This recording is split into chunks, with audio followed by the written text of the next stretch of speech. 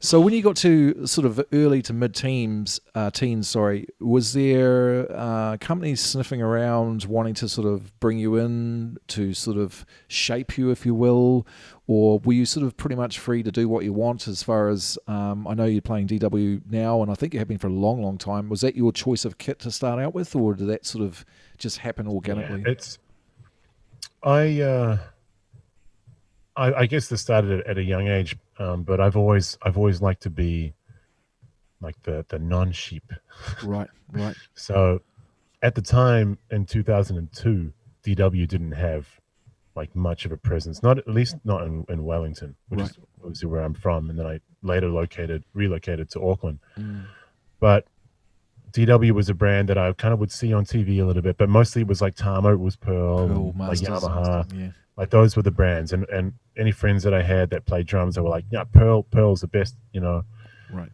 And I kind of was always interested in something else, you know. And DW at the time, obviously now it's, you know, in the top two, top three brands in the world. Like if you name drummers and what brand they play, like DW's Mm. at the top, For sure. or in that top group. So now it's super popular, but at the time in New Zealand it wasn't, and they were really expensive. But I had a lot of support from a shop in Auckland called Drum City, which Yep. sadly is no longer there, like Oh, an really? independent. Well, they had one like brother or sister shop down in Wellington, tiny shop, but then that closed because DW drums, like no one really knew about them, plus they were expensive. Right.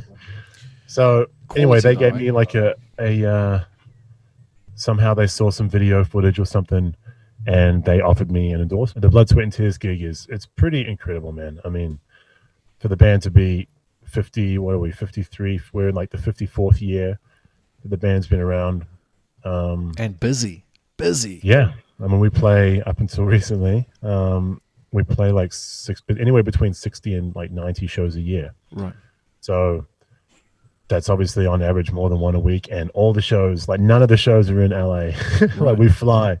The bass player and I live out here, and the rest of the band is East Coast based. Right. Well, except for Keith, he's in Memphis. But so we fly, and man, like people, I don't think understand how big this country is, man. You know, for it to take. I mean, I know you understand. I do now. So Yeah. you're in Canada, it's much bigger than here, Yeah. but for it to take 6 hours to fly across the country, you know, Mm. from coast to coast, you know, Yep. you fly from Auckland to Dunedin in what, it's like under 2 hours or something like that. You know, yeah, it's like super quick, man. Up and down.